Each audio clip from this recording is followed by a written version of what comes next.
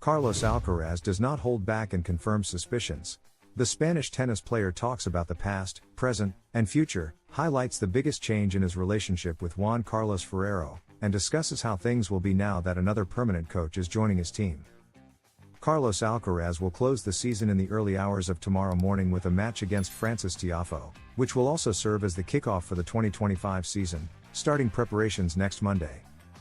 During the 2 weeks since his departure from the Davis Cup, Alcaraz has been able to rest and unwind before facing these two commitments in the United States. He played against Ben Shelton on Wednesday, scheduled long ago and serving as a distraction, as seen in New York. There, he is one of the most beloved players. And the most media-centric outside of the Americans. That's why he has been engaging with several outlets over the past few days, talking about various topics. Among them, the Mercian tennis star spoke about his goals for the upcoming year and made his first major wish clear. "The only Grand Slam I'm missing is the Australian Open, so I'm going for it. Hopefully, I can win it in 2025. It's a huge and very important goal for me, although it's always challenging to even get close to a Grand Slam. There are many great players working and preparing to achieve it. On my part, I have to set big goals for myself, so I hope to accomplish it in 2025, he stated in New York. How Carlos Alcaraz views tennis. Alcaraz, who experienced a nightmare during his last US tour, where he was seen anxious and broke his first racket as a professional, in Cincinnati, admits that this is not the image he likes to present. He wants to be happy on the court and transmit that joy to others. "I try to make people enjoy watching tennis. I try to give my best, and I like to play beautiful and spectacular points. When I face Ben Shelton, it's even easier because his energy and style of play make it much more fun. As I've said, I hope the audience enjoys matches like these. That's what I aim for every time I step on the court," he said right before facing another young talent poised to shape an era in tennis and potentially become a significant rival for the Spaniard in the future. A new phase with Ferrero? Additionally, with Samuel Lopez staying full-time with him this year to strengthen the team led by Juan Carlos Ferrero, Carlos Alcaraz spoke about his coaches, especially the former world number one who has been mentoring him since childhood. Alcaraz acknowledged that he has reached this level thanks to him and that, because of Ferrero, he is the person and player he is today. However, he also reflected on a radical change in their relationship over the past few years, which has occasionally led to visible tension on the court. "They listen to me much more now than before. Obviously, when I was 16, I had nothing to say, just kept my mouth shut and ears open," he admitted. Regarding Samuel Lopez, who stepped in for Ferrero at the 2024 Australian Open and the Olympics, among other tournaments, Alcaraz is clear that Lopez will be another valuable asset to the team.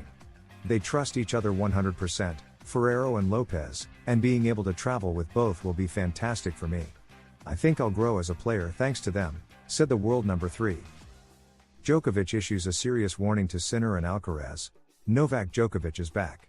After a 2024 season where he played few tournaments and focused on the Olympics, the Serbian feels ready to challenge Jannik Sinner and Carlos Alcaraz in 2025, emphasizing that Grand Slams will be his priority. The 2025 tennis season is almost here. Although the current season just ended with Italy's Davis Cup victory, tennis never stops.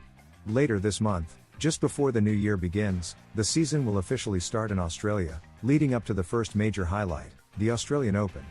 This first Grand Slam is always a memorable moment, marking the pinnacle of the early season. A few months ago, Jannik Sinner emerged victorious there, defeating Novak Djokovic, who holds 10 Melbourne titles. This fuels the Serbians' desire for revenge. Currently, Carlos Alcaraz and Sinner are the dominant forces in tennis, having shared major titles between them. However, Djokovic, widely regarded as the greatest of all time, is not letting his final years pass him by without a fight. In an interview with La Gazzetta dello Sport, he sent a clear message to the two young stars. "In 2024, I played very little, and it was my worst season in 10 years, with many ups and downs and personal matters to resolve. But I feel I can still play at a high level."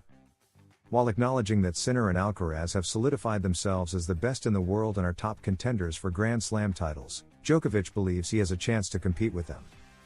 "Physically and mentally, I am ready to play tennis. I feel like I can challenge these guys, and my experience will be an advantage." A fulfilled dream. Reflecting on 2024, Djokovic noted that his primary goal was winning Olympic gold, one of the few achievements missing from his illustrious career. He focused much of his preparation on peaking in Paris, which paid off as he achieved a lifelong ambition. It was my big ambition for years despite failed attempts, including 3 lost semifinals and a bronze medal in 2008. I told myself that at 37, it was my last chance to hang that medal around my neck, he said. Now, Djokovic plans to pursue more titles in the upcoming year, prioritizing Grand Slams. I'll give my best to win as long as my body allows it. I still need to rest and analyze how I can improve to perform better than in 2024. Alcaraz and Sinner, among others, will have no choice but to be focused and at their best from the very first tournament. Tiafoe triumphs over Alcaraz in Charlotte. Recently, Carlos Alcaraz dazzled in an exhibition match at Madison Square Garden, defeating rising star Ben Shelton in a showcase of tennis and entertainment. However, things didn't go as well this time. In Charlotte, Alcaraz faced Frances Tiafoe, one of his closest friends on the circuit, and lost in an exciting match. These exhibition games, far from the pressure of official tournaments, allow players to enjoy a more relaxed atmosphere and connect with fans on a personal level. Alcaraz's brief US tour has not only helped him stay active on the court but also given him a chance to enjoy tennis from a different perspective, sharing special moments with friends and supporters.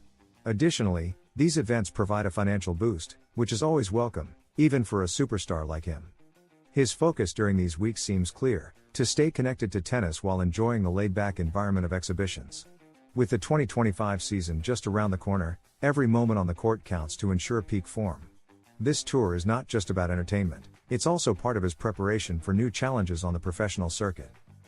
If you enjoyed the video, don't forget to subscribe and leave a like, because at Tennis Zone, we are dedicated to bringing you the best information for the best audience. We share in-depth analysis, exclusive interviews, and comprehensive coverage of everything related to the tennis world. Join our community and be part of the excitement of the tournaments with us. At Tennis Zone, we strive to provide you with updated, quality content about players, tournaments, strategies, and the most relevant events in global tennis.